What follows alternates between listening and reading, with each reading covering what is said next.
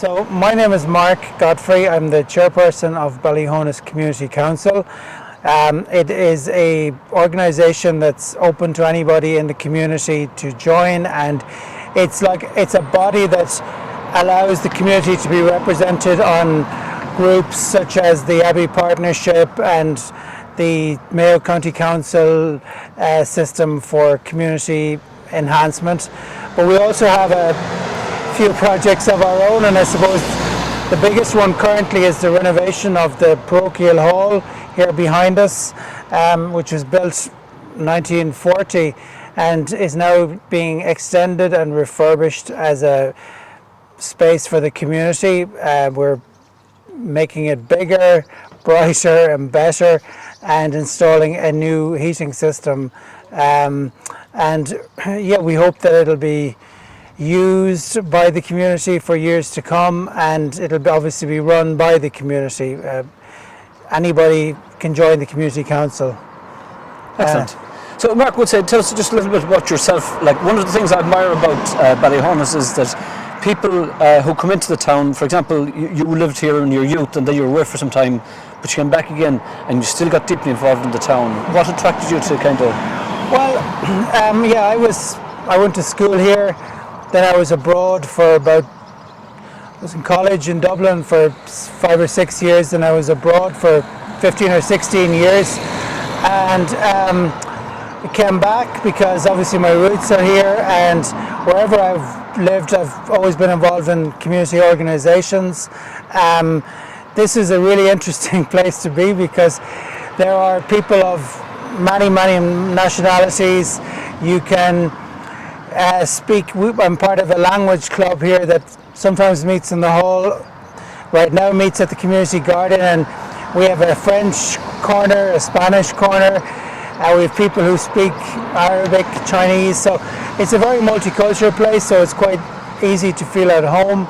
And it's also a warm, kind of friendly sort of place, but I think everybody needs to make a bit more of an effort to keep our community facilities and institutions moving forward and improving.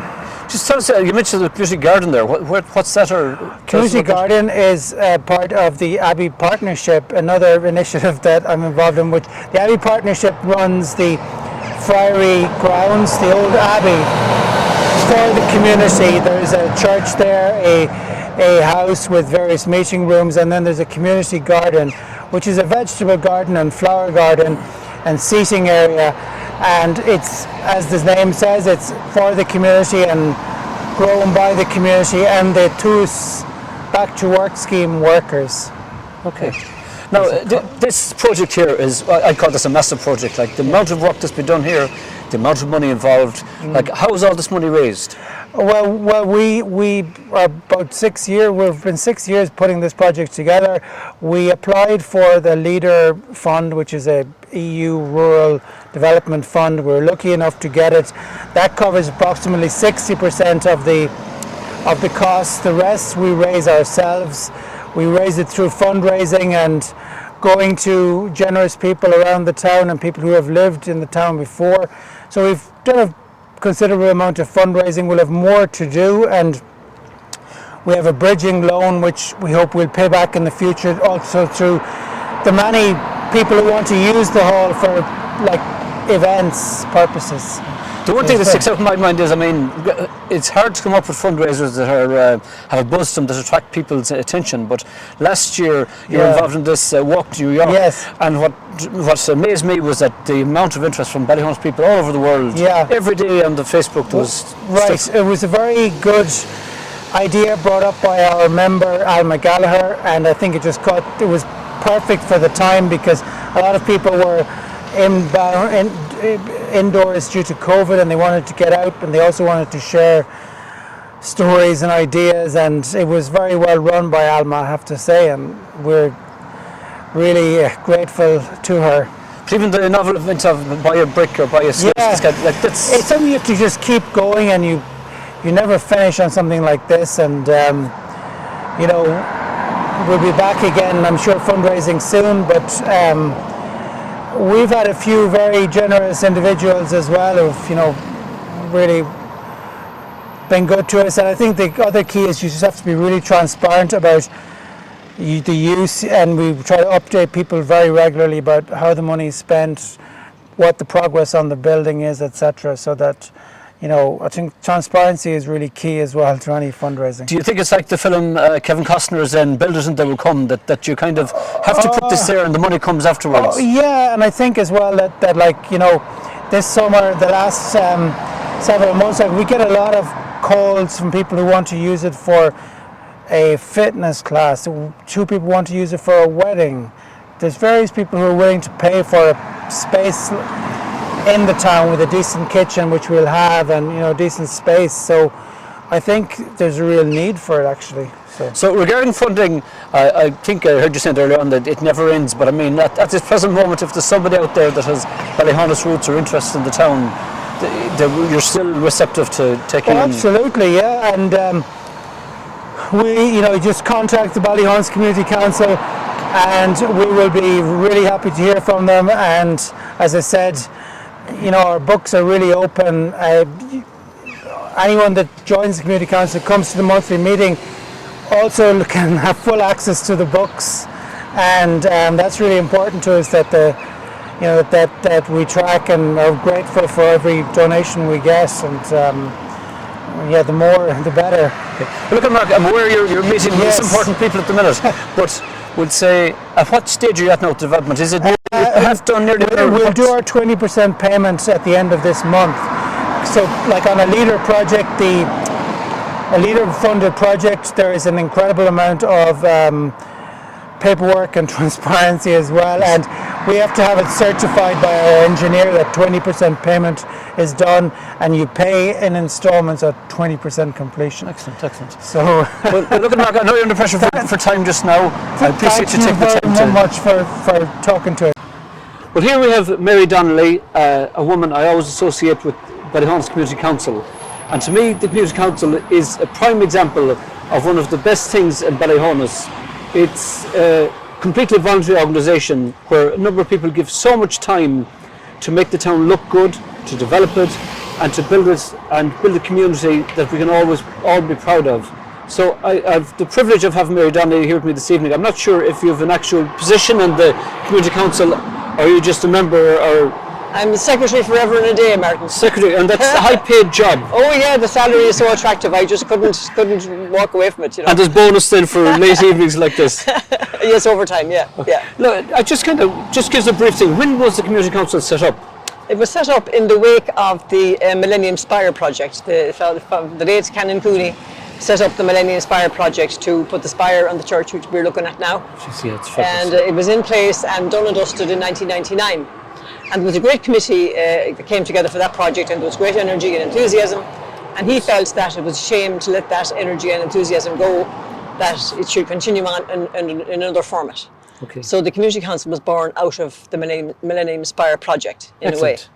And would say in the Community Council, if I have an interest in doing something for the town, I can come into the Community Council meeting. Is there any regulations coming in, or just? No, it's an open forum for anybody that wants to join. The membership is a nominal sum of €5, which we haven't collected because we haven't had meetings. So, but that doesn't mean people can't come, and if they want a forum to express their views, or to come up with an idea or a project they'd like to see developed in the town.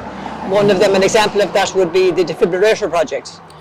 Somebody at a meeting one night suggested, why don't Ballyhaunis do a defibrillator project, and a group of individuals came together and they set it up, and we have 10, 12 defibrillators in the parish as a result, Yeah, and they're visible as well. I see them as you go around. Yes. And they go for miles outside the town. It's not just in the town. Yeah, yes, it's the parish mostly. Yes. It goes by the parish boundaries more or less. We try to locate them as far flung as we could, not to have them all in the one place, and in rural areas, cater for the rural areas as well, and equidistant from each other kind of stuff.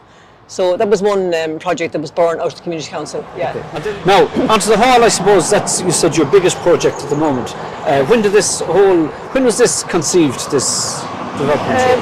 I suppose since Father Stephen came, he knew that the hall, it looked a bit, worse for wear. It was dated, it was old-fashioned, it was cold, and he decided that it needed an an injection of funding and capital into it, which we didn't have ourselves. And in order to draw down leader funding, we had to be completely separate from church. The leader wouldn't fund anything church related, I suppose.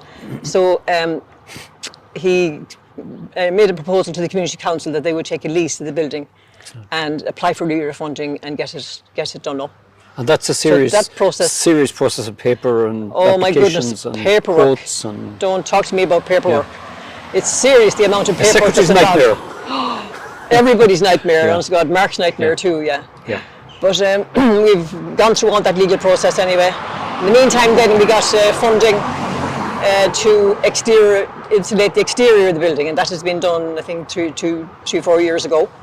We were hoping that the inside would be done before the outside, but with the way things happen, planning permission and drawings and leader application and the whole lot, the outside project overtook the inside one. So the outside was done, and it has made a huge difference to the temperature in the hall and to the appearance of the hall, as you can see. And we did put a new roof on it as well. At the same time, same contractor did it, a very satisfactory contractor.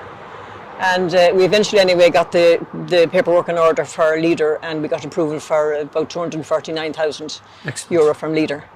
But as usual, events overtake each other, and the new thinking then was to take out the oil-based heating system and put in an air-to-water heat pump system.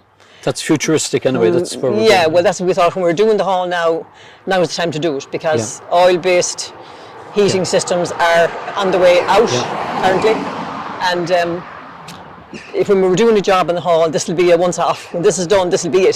So we thought we'd go the whole hog for our lifetime. But it added about an extra 50,000 onto the budget, which wasn't penciled into the leader application at all. So we have to fundraise for that separately. But the best of plans always overrun, because you need to actually be open-minded on things, because it could be maybe you look back in hindsight and maybe regret not doing it. Well that's it we felt, when we were doing the hall and gutting it out and bringing it up to date. We kind of felt we had to bring the heating system up to date as well. Have it as modern and as efficient, and in keeping with what the building will be like, we hope, when the project is finished. But we're living in an environmental era that people are conscious of oil and all that kind of thing. And well, it's a finite resource. It's going to run out, so we have to be looking at renewable energy sources and alternatives to fossil fuels and solid fuels. Now, so we're looking at it that way. Regarding the hall as well, like my memory of it, even before you did any work at all, it was nearly impossible to get 5 minutes in the hall. There was Zumba dancing, there was Irish dancing, there was meetings, there was youth clubs.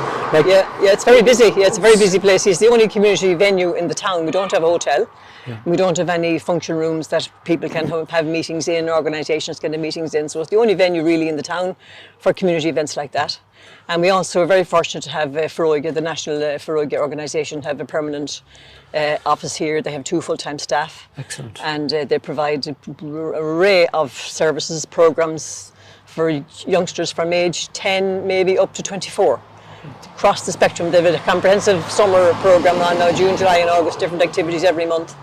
And isn't that a crucial area? Like, it's an area that has been neglected. Like, very few towns have facilities for the youth, after school, would say. Well, it's always the cry in every community, I think. There's nothing for the youth, for the youth, But I think Ballyhaunis is very well catered for now. Sometimes there's a lot of focus on sporting organisations, and that's okay for teenagers and youngsters who are sporty, but they're not all sporty.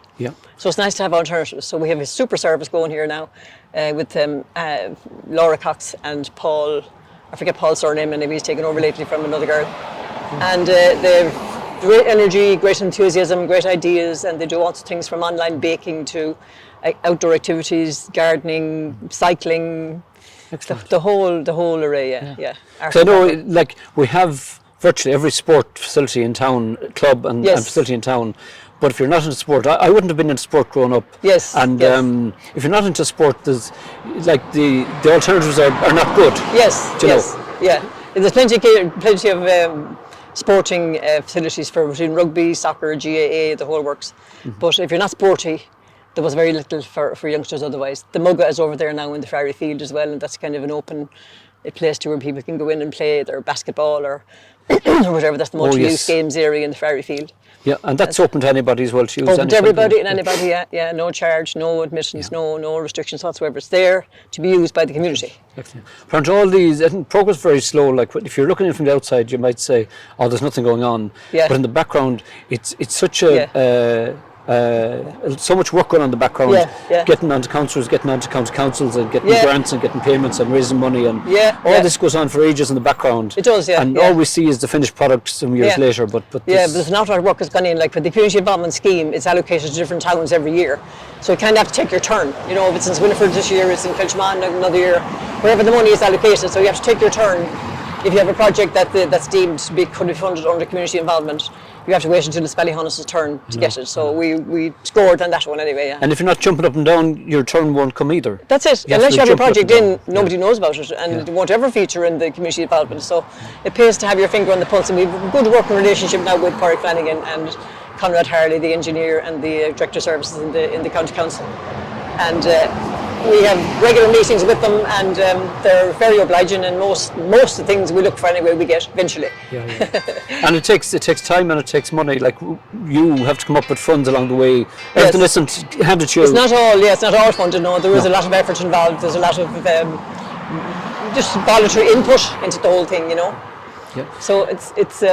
You have told us an awful lot of stuff there that the community council is doing, and would say, is there anything else that's in the pipeline, or is this the main project now at the moment? Well, for the community council, the hall is the main project at the moment, I suppose. Another one, most of the things I was talking about there were Tidy Towns projects. Yeah. But the local link, the Mayo local link, we thought that was the best kept secret in the county. The local link bus service for rural areas, and it was never in Ballyhaunis before.